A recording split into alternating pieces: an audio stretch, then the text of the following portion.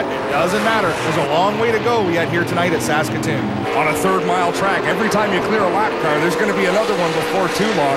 Great battle for 10th. Joey McComb on the high side. Jason White trying to track him down from behind, also running that high groove. Oh, the 0-0, Pierre Bourque. That crew worked real hard as well because he's the one that got involved with the 60 of Ron Beauchamp Jr. at Vernon. We see DJ Kennington controlling this race, but Don Thompson Jr., although he's not controlling the pace of this one, he's got the leader in his sights just a few car lengths back. He's got to be content to turn the laps. We haven't talked much about it, but Don Thompson back running up front. He's hungry for a win. He needs to get back to the winner's circle. And still they battle for the third spot.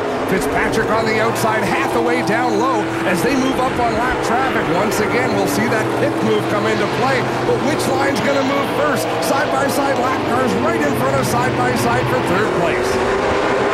Well, the 55 happens to be one of the three cars, old cars, Stacy and the three car of Jason Hathaway. They have a relationship. That takes nerve. Right up the middle goes J.R. Fitzpatrick. Wow. Scott Steckley may do the same. Jason Hathaway getting mired down on the inside here. Still can't choose a lane. When's the front bumper going to come into play here, Billy? About 2 laps ago, if it was me. Well, patience can definitely be a virtue on the series. Tyler Case looks on, and we'll be right back from Saskatoon.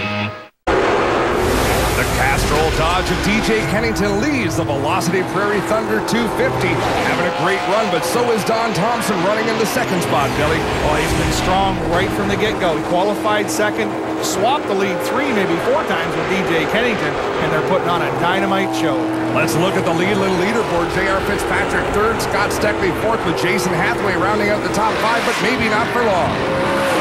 Right down the bottom, coming off the corner, and Steckley's going to lose the spot. Scott Steckley slid up quite a bit there in turns 3 and 4, maybe just to give Hathaway that extra room and fall in behind, but possibly something going wrong on the 22. No, the car looks good in this corner. Well, it's still a long ways to go. We got well over 100 laps to go. There's no sense racing too hard just yet. Here we see Mark Dilley from Barrie, Ontario, fending off another Barrie driver, and John Gunn. Whoa! What a slide by Mark Dilley. They make contact. Well, they give him a little house you going down into the corner there, and no harm, no foul. Nobody got all the way around backwards, but you got to know Dilley will have the bit in his teeth now. We've seen that a couple of times tonight that resulted in some great saves, but here comes Ron Beauchamp on the back end of Mark Dilley, so he can't rest for long. Maybe Dilley's car is just not responding quite the way he wants. You can see it drift up in the center of the corner, and just a tad loose up off. That's the battle for 7th. If Beauchamp's able to get in the hole, you can see Anthony Simone right there as well to fill it in. Behind them, Nathan Wink. He's a lap down after the earlier mishap. Tough break as he's running pretty strong. Well, he had a little damage on the front of the race car, but you know what? He gets the free pass. If the caution comes out, he'll get back in the lead lap, and they'll start the race hard again. But look here. The gap between the 17 and the 4 is starting to shrink. And it's almost like they swapped lines. DJ Kennington running a lane off the bottom, and now it's Thompson who's working down closer to the yellow line. Oh, the 99 slid up in front of DJ and allowed Thompson to close right up on his back bumper. The move-over flag from Sean Gibbs gets the lap cars down the bottom out of the way. DJ gets around Stacy. Don Thompson Jr. now will do the same. James Van Thompson runs right in front of them, but here we've got more cars working through traffic.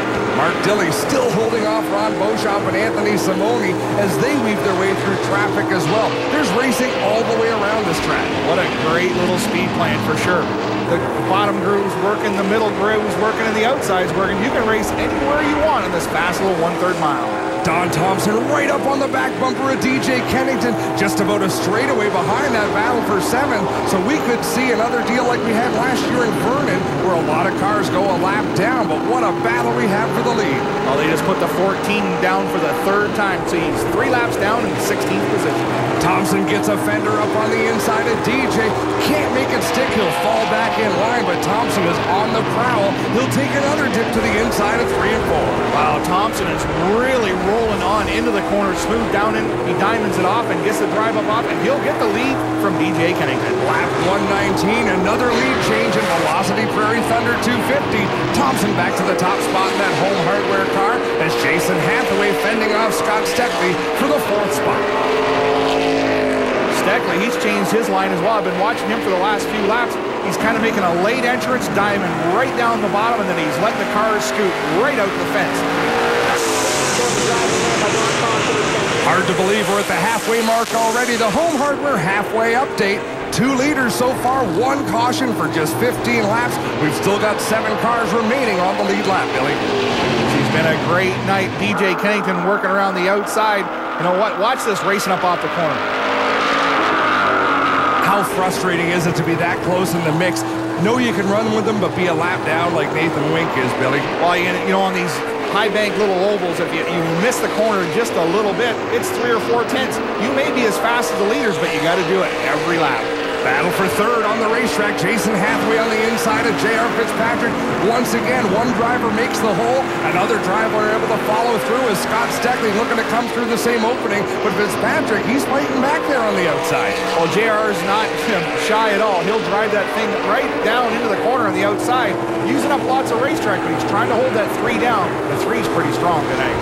Well, there's a lot of racetrack out there to use.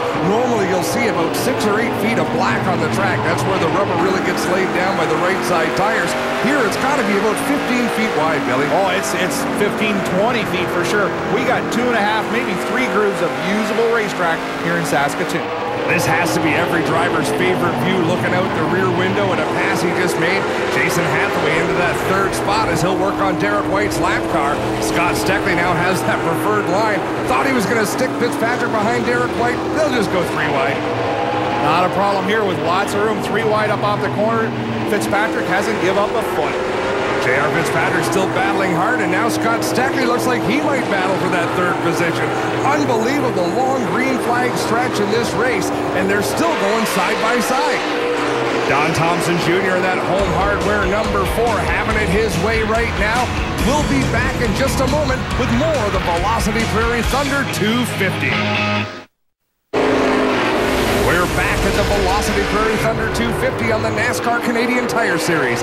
Don Thompson Jr. continues to lead, Billy, but it's been a great battle with DJ Kennington. Well, they've swapped them back and forth 3, maybe 4 times. I've lost track, but they've been going at it. But right now, he's put a lot of distance on him in the Castrol Dodge. DJ Kennington still keeping Thompson in his sights. One driver well in the sights. Scott Steckley has Jason Hathaway in his crosshairs right up the back end of the snap-on number 3 in a tight battle for 3rd. Well, there's the cat right there with the most moves. He started 14th and he's currently 5th. He's got to be a lot happier in the race than he was with that car after practice and qualifying. He struggled in qualifying. Of course, only got 1 lap. They were about a minute late for tech. That cost him a lap. A big difference as we're now on board with John Gaunt in the high-tech drilling number 11. He's running in the 6th spot after starting 8th, Billy. Well, they've had a great Western swing, albeit they missed Edmonton. They didn't run the road course, but the ovals have been good to John Gaunt. Mark Dilley runs in the 7th spot, right on the back bumper of John Gaunt as they work through the lap traffic, running down on the inside. You got to think those drivers in 5th, 6th, 7th, they want to yellow. They want to get to pit road and make some adjustments. Well, the crew chiefs and the drivers, they've been talking. We've been listening to them on the scanners, talking about what adjustments they're going to make when they do get a chance to come to pit road under caution, or maybe green. Who knows what's going to happen here in Saskatoon. And that's the race leader, Don Thompson Jr., right behind. Mark Dilley says it's time to go. Still there.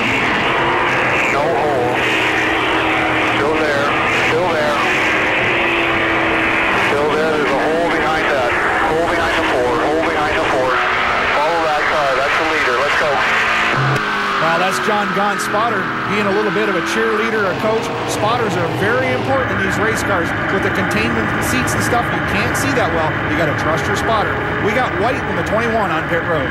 I can't imagine this is a scheduled stop, Billy. Todd's on the scene. You saw the smoke earlier, fellas, from the 21 car of Jason White. The crew having to look under the rear deck lid now to see if they can find the source of that smoke. He's answered the NASCAR black flag to be investigated along pit road. That's got to be pretty frustrating for Jason White being called in. He can't wait for this Western trip to be over, I'd imagine, Billy. Well, there's a pass there. Johnny Gaunt, the 11, going around the top side of the 9 of Mark Dilley, the Leland Dodge. They're really going at it side by side, but we got to look in front of them. They were just put a lap down by Don Thompson Jr. Only 5 cars left on the lead lap, and this battle becomes so much more important. That's the battle for the VTEC Free Pass. Last week in Vernon, we saw John Gaunt do a great job sticking with DJ Kennington after he went a lap down, and that's what got him back on the lead lap and put him in contention. Well, the high-track Dilling Dodge is doing